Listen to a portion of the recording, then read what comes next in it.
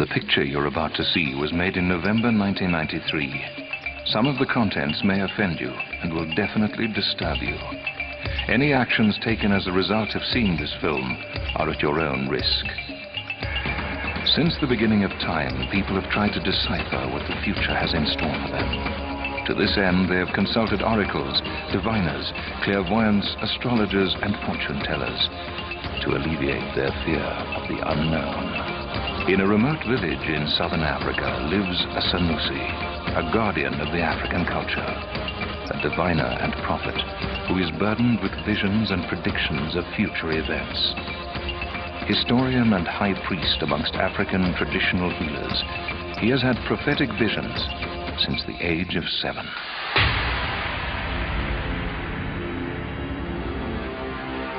Just before he experiences a vision, colors start swirling around him. Then, as though he has been transported through time and space, he finds himself in another dimension. During these visions, he becomes the character featured. His name is Credo. I am asking all those who believe in the power of prophecy to listen to what I've got to say.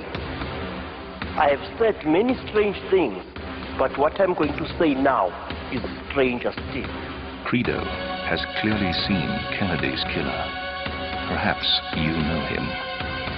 I was shown a man called John Fitzgerald Kennedy. The vision told me a very strange thing.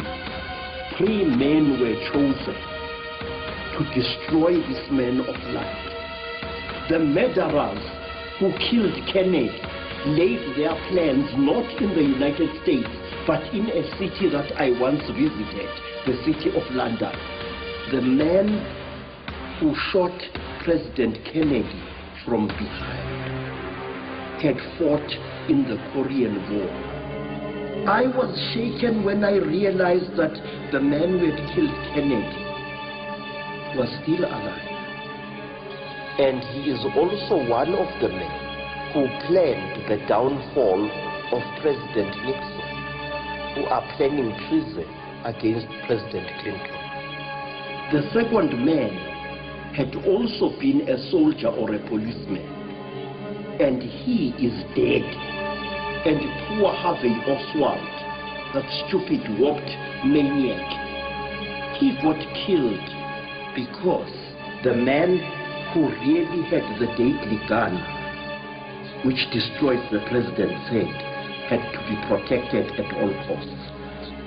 He is now a man in his 70s and is a great officer in the Army of the United States. He lives in the west coast of the United States. He is a strong man who loves to catch fishes. And when he hears my words, he will know that I'm talking to him. I see you. Your face is big and strong, but fleshy now. Your hair is thinning. Your heart is weak, although you still see yourself as a strong man. I ask this man, what does he think he's doing? Killing your own flesh and blood. You are a murderer. And yet Kennedy had once helped you, you ungrateful white Judas. You hated red Indians and you hated black people. You wanted America to stay in a war that she was not bound to win. You son of 1,000 monsters. And may as you die, the last face you see be my own. A sinister murder was made to look like suicide. Kennedy had had a secret lover, a beautiful woman, a lost woman, a woman of fire and ice, a woman called Norma Jean, whose other name was Marilyn of Monroe. As a warning to Kennedy, a group of murderers sent by the shadowy people who control things in the United States and elsewhere gave her a drink of a terrible medicine which caused such pain within her. It was like as if she was giving birth to a child. But they put a pillow over the beautiful one. They smothered her, and they did not even give her the right to scream to her ancestors for mercy. She died a horrible death alone, she who shared Kennedy's dream. Credo predicted Dr. Verwoerd's assassination 6 months before it happened, but no one believed him. I told them that Dr. Verwoerd was going to die, and he would die from a knife wound. And one of the white gentlemen told me angrily not to talk rubbish. You know, I never thought of it, that something could happen like that, you know.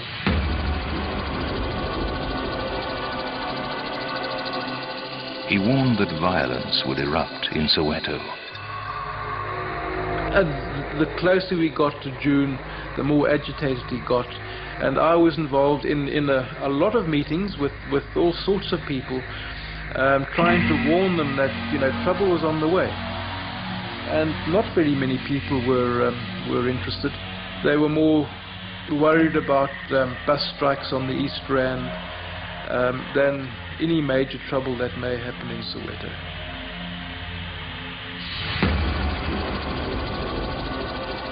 A member of the Bophuthatswana government asked Credo to predict what would happen in the country. I spoke to him, I think that must have been about December 1987, and I wanted him to predict what was going to happen the following year. He said, well, there was going to be a lot of upheaval, where attempts would be made to unseat the government. And that soldiers wearing red berets and grey uniforms would attack several very important people in the government of this land. And on the 10th of February 1988, we had a coup here in Soweto. Well, I thought he was so off the wall at those days, I didn't think it was worth my time. There was never any doubt in my mind that if Credo said something, it had to be taken seriously. No, he was quite right there, I'm telling you. Credo foresaw George Bush's future role in the United States. Credo correctly predicted that George Bush would become president. Not only was this said well in advance of the American elections, but even during an earlier period of time when Credo visited the United States, years before, he threw the bones and said to George Bush that he would attain the highest office of the land. Clearly, his voice must be heard. Credo has made startling revelations about the critical role Princess Diana and Prince Charles will play in the future of Great Britain. Princess Diana's star will actually overshadow that of her husband. People will look upon her as the Princess of Wales and him as the non-entity. Princess Diana is unwell because she is afraid to face the life that she is leading. She is a child who should have lived in a peaceful cottage, but she has been thrown into the glare of unsought publicity. She is like a little butterfly caught in a furnace. I am sorry for her, but I'm just as sorry for Charles, because I do not see him wearing the crown of the ancient kings of England. I am sorry for him because one day people will say that he was the man whose actions seriously weakened the British monarchy. The world will blame him for the disintegration of the British monarchy and nobility somewhere in the 21st century.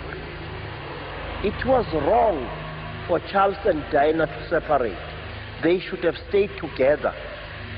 They should have tried to love and understand and forgive each other. But they did not. And as a result, they have set the wheels in motion for an incident in which the lives of Prince William will be seriously threatened. When that little boy reaches his 13th or 14th year, an attempt will be made to either kidnap or to kill him. Men from Ireland, men who will be resisting the unity of Ireland, will be responsible for this. It will be found very, very soon, in about 5 years' time, that one of the royal children, I will not say which one, has taken drugs. They will be innocent drugs, but the enemies of England will blow this thing out of all proportion.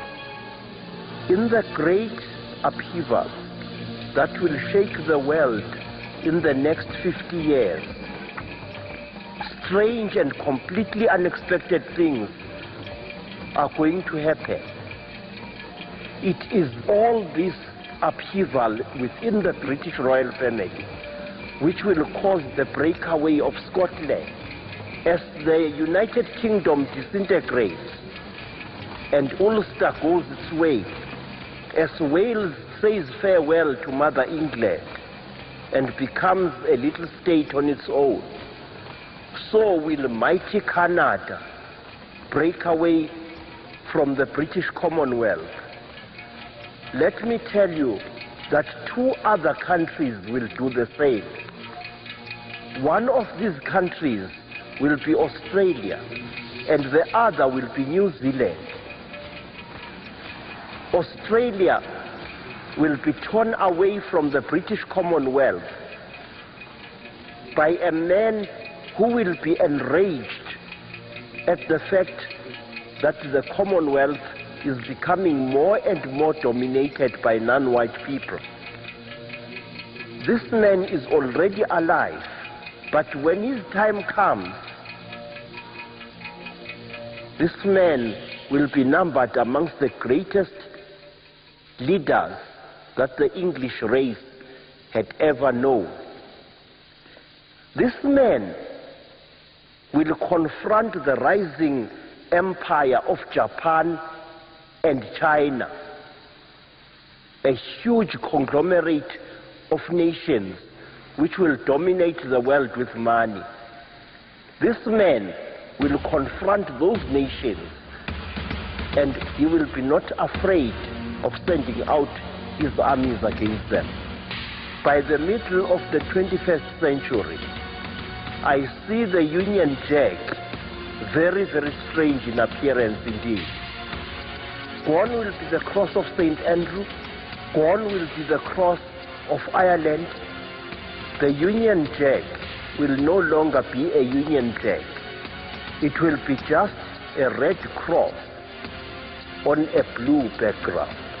In fact, by the end of the 21st century, Great Britain will have become part of Europe, a republic ruled from Berlin. A disturbing vision reveals the origin of the AIDS virus. There is a shadow gliding over this world. I had a horrible dream, a hideous vision of what it was, where it came from, and what it would do. I was shown a laboratory somewhere in the United States of America.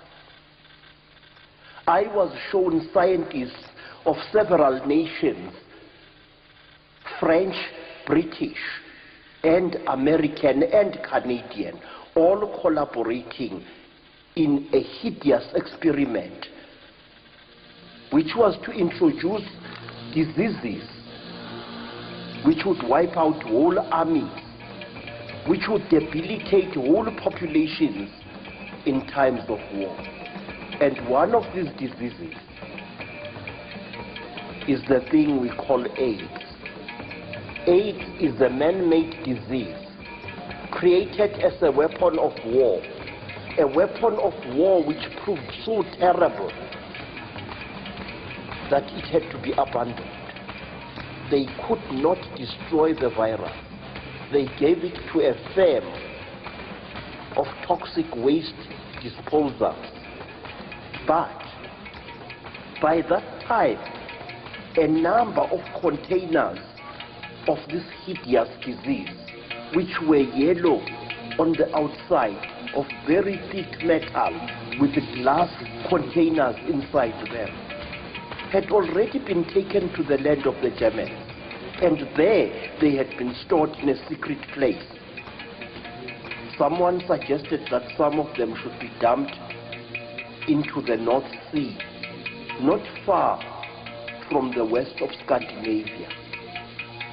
But others said no, they should be taken with other poisonous waste to third-world countries and buried there.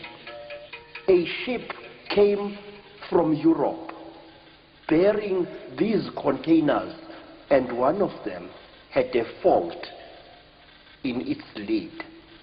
A little accident occurred, and a sailor touched one of the yellow cylinders and was contaminated by it through cuts in his hands. Well, there have been reports now of this British seaman that went back to about 1954 when a chap died in England, and they went back and they had his tissues and they had blood, and they went and tested it, and he was found to be HIV positive. When the ship arrived in West Africa, the cylinders were taken up aboard a truck, and from there they were taken aboard a dirty-looking helicopter. I could see them clearly what they did. This was contrary to agreement reached between this company and a corrupt African official, because the agreement had been that a hole should be dug very deep, but the official and his friends decided to pocket the money. They decided simply to dump the waste in an African lake, in a country called Cameroon. Some of the local villagers started becoming sick, and then the disease spread into Central Africa. In the very near future, people dying of AIDS will pose the greatest security threat that the Western civilization has ever seen. All life is a melody. If you can find the right rhythm, you can cure the patient. The people who created AIDS have the effrontery to say that AIDS is a disease of African origin. Have the cheek to say that AIDS was created by God in order to put an end to promiscuity on this planet, which is absolute nonsense. What I find most horrifying is that the same people are telling us a blatant lie that AIDS is incurable. It is curable. It can be cured, but not by drugs.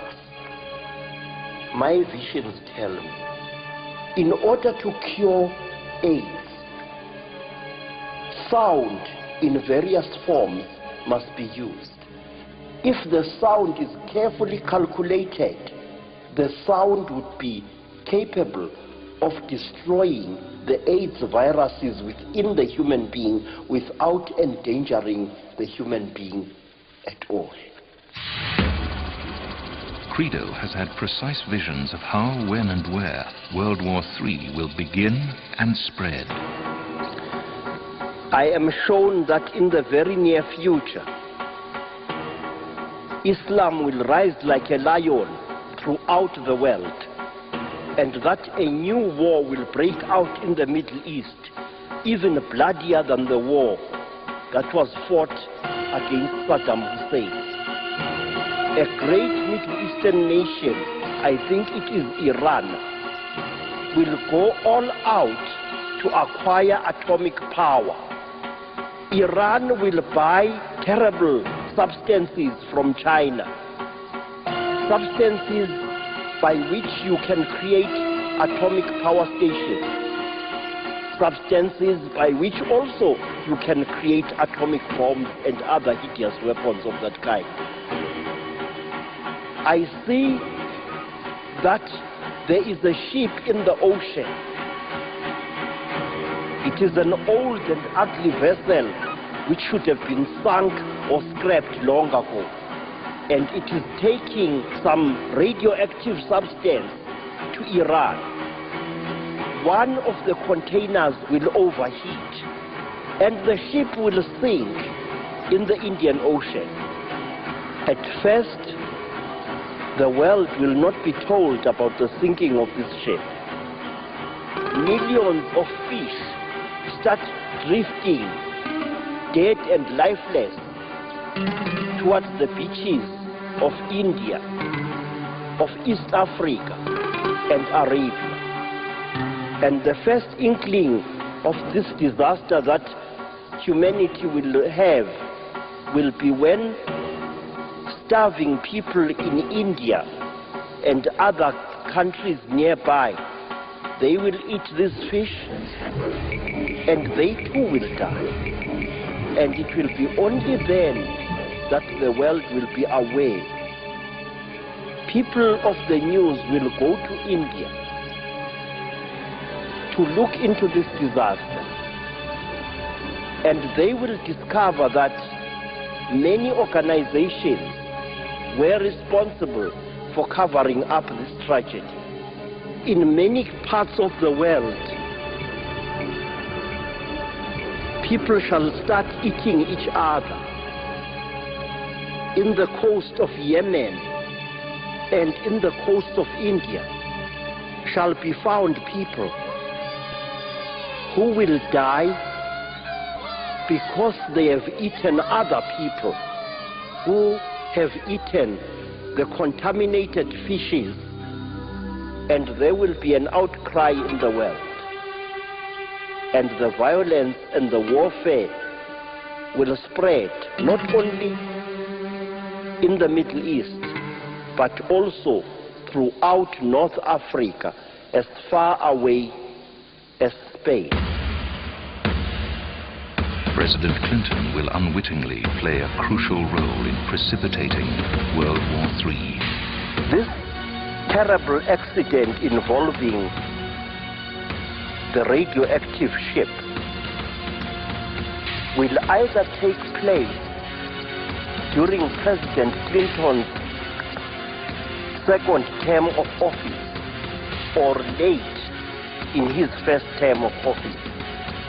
He will overreact and unleash war and sanctions against Iran. The great president laid the bloody foundations for what must surely be the greatest religious war that the world has ever seen, and that war is not far away in the future. This man, upon whose shoulders the iron hand of history rests so heavily. Oh, Bill Clinton, I wish you could see what I see. I wish you could see what lies in your future. I am sure that there will be two violent attempts on President Clinton's life. That one of these attempts will be made upon the president by someone with a remarkably dark skin, someone who will be either an African American or a Hispanic person. The president will survive both these attempts, but there is another form of attack which will follow this, and this one will actually shatter the president's life. It will be started by a woman, because this president's greatest enemies are going to be women. A woman will come very close to destroying Clinton's career as a president of his country. More than this, I do not wish to say. After President Clinton, there will come one other male president in the United States who will rule for 2 terms and be killed in an accident. After that president, there will come a female president who will be a red-headed woman, a former actress of French ancestry. This woman will become the ruler of Canada, the United States, and Central America, which 3 great masses of country will come under one leadership. No longer will there be the United States of America. No longer will there be the Dominion of Canada. The whole country will simply be called the American Federation.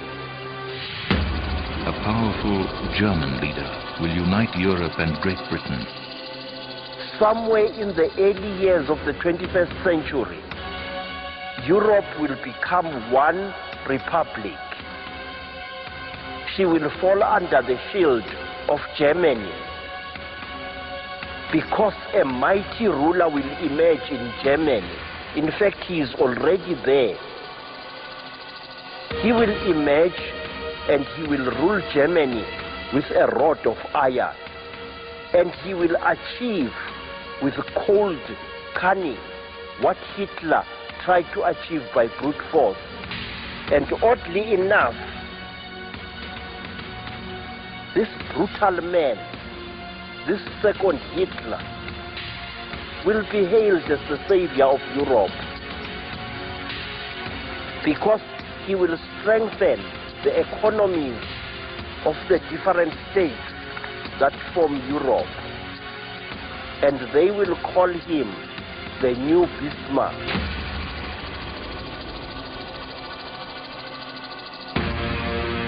The United Nations will crumble, and in its place there will be a new League of Nations. Very, very soon the United Nations is going to fall into pieces. In Europe, there will come a new league whose flag will be blue with a large 4-pointed star in the center. I see this flag waving with menace over Africa and over the Middle East and over India and over Australia.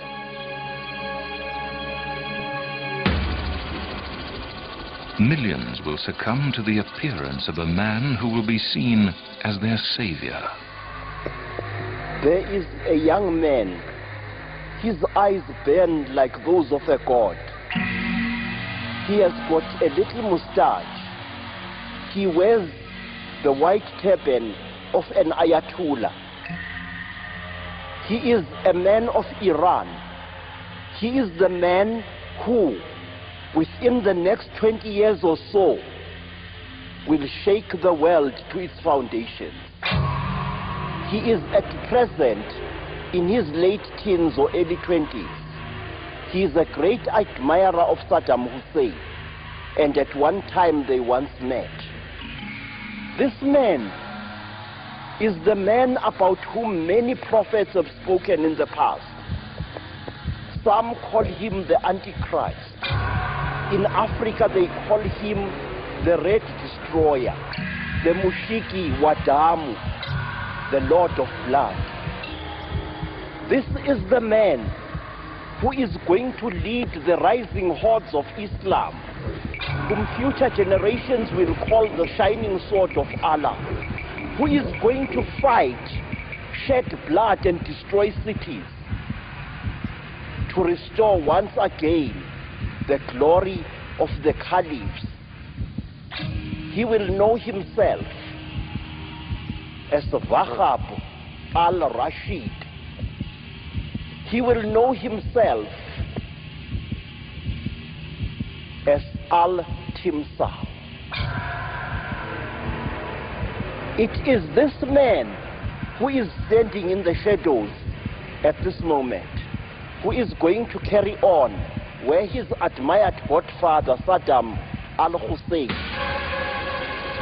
has left off.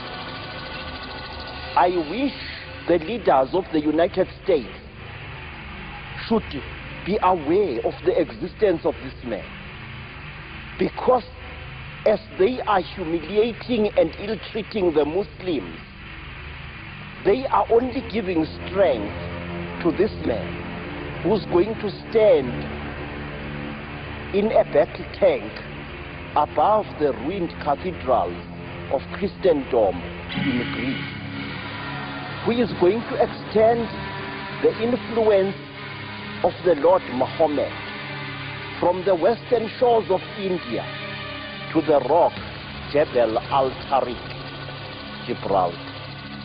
And against his anger and against his might, not even the mightiest hydrogen bombs will prevail. Salam alaikum, al-Khalif, al-Saif, ul-Allah, sword of God. My eyes see you, and my eyes are frightened of you. In the next 4 or 5 years, Muslim fundamentalists will try to reclaim the entire empire which was once held by the Saracens. They will claim Spain as their country. They will claim Portugal and all of North Africa. And some of these fundamentalists are going to decree that no ship should ever pass through the Straits of Gibraltar without money being paid to them. This dangerous movement will be based in the country called Morocco or Algeria. And one day, a group of these men in a number of small boats will attack a beautiful cruise liner of Greek origin, and aboard her will die several people who are well known in the American film world today. The attack upon this ship will bring down the rage of the United States and the United Nations upon the perpetrators.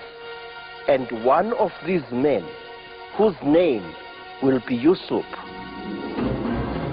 will commit a serious outrage in a European city. He will cause a tremendous explosion which could damage the Eiffel Tower. The future of the Catholic Church will hang in the balance. In Italy, the Pope will be murdered, and the world will be told a lie that he had died a natural death. I see clearly how His Holiness will meet his end. It will be in a procession inside a church, a great church, and a murderer disguised as a priest, in fact, a real priest, will approach the Pope and using the back of his crozier, which he will be holding, will strike the Pope in the leg, apparently by accident. And a tiny device at the bottom of the crozier will inject a tiny ball of poison into the Holy One's leg. And the Pope will die. The Catholic Church will split down the middle and down the middle again. The Catholic Church will never have a Pope again for about 20 years or more. And then a group of militant women, female terrorists, will take up arms and forcibly install a female as a Pope in the Vatican. Shocking experiments are still being conducted. I am shown something that is taking place in some laboratories in the Far East. experiments which are aimed at creating a new race of people which can survive underwater. The men and the women conducting these experiments are torturing dolphins. Dolphins are being forced to act as surrogate mothers to human fetuses, and metal implants are being put into them. These people who are doing these things should be exposed to the anger of the caring world. These experiments and others like them should be stopped. Crashing economies bring strange new devices. People are going to lie and cheat. People are going to steal. People are going to exploit others as never before, all in the name of free enterprise and business. Very, very soon, I am shown there is going to be a serious money crisis in the Western world. This crisis will affect first the United States with heavy loss of jobs and the crash of the dollar. This will lead to similar situations in Europe, in Asia, and especially also in Japan. This is going to last about 5 years, and I say that this thing will come before the year 1998. There will be more homeless people in the streets. This will result in new types of building being invented, buildings which will be erected very quickly and which will house as many people as possible, but with the minimum of comfort.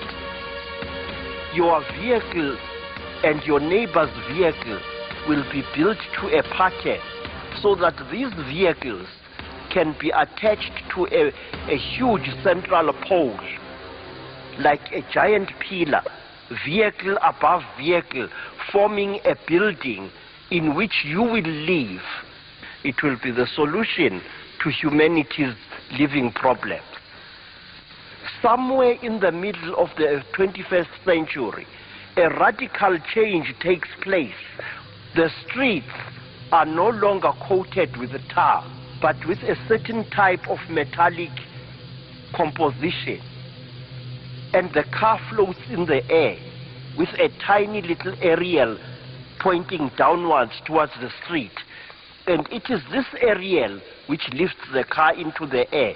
So long as the car is in contact with this metallic road, so long shall the car float. People will travel in very huge aeroplanes, bigger than anything that we have got today.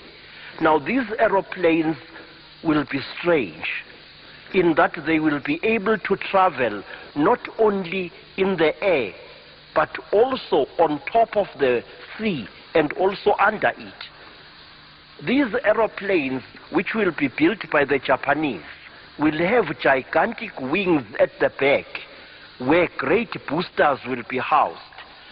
And these aeroplanes would rise into space like space shuttles in the very near future. And I say 10 years from now, people will no longer buy clothes. They will have a beautiful little machine, small enough to stand on their kitchen table. And from this machine, they will be able to make their own clothes. The machine will squeeze out tubes of material, which you can change at the press of a button to any color. And you will make any attire that you choose, no matter how outlandish. The chosen race joins the Orient to find the promised land. As we go deeper and deeper into the womb of the future, for about 50 years, the nations of China and Japan and Malaysia and many islands in the Pacific will dominate the world. The former world powers will fade away. Japan will use the Chinese as the blade of her sword. And using this sword of hard work, of technology, and of money, the nation of Bushido, Nihon, will take vengeance for what was done to her people in Hiroshima and Nagasaki. Japan will be joined by one nation, and I'm surprised to name this nation, the nation of Israel. They will abandon Palestine. They will abandon Jerusalem and carve a new nation of Israel in the eastern border of Egypt. And there, Israel shall become part of the Federation of Middle Eastern countries. There are people thought to have died who are still living. There are those who say that the great Elvis Presley is still alive. Please, they should let that great man, that misguided soul, rest in peace. He died. Let me tell you about people who are said to have died, but who lived long after their supposed deaths, whose survival will affect our future very, very seriously. One of these people is the man called Adolf Hitler. Adolf Hitler never died in Berlin, neither did his wife Eva Braun. He escaped with a large group of scientists and military officers. They went to South America. Eva Braun is still alive. In my visions many years ago, I saw two girls. These were the children of Adolf Hitler. One girl's name began with an O, and the other one began with a K. A whiskey or something like that, and the other one was called Kristen or Christelle.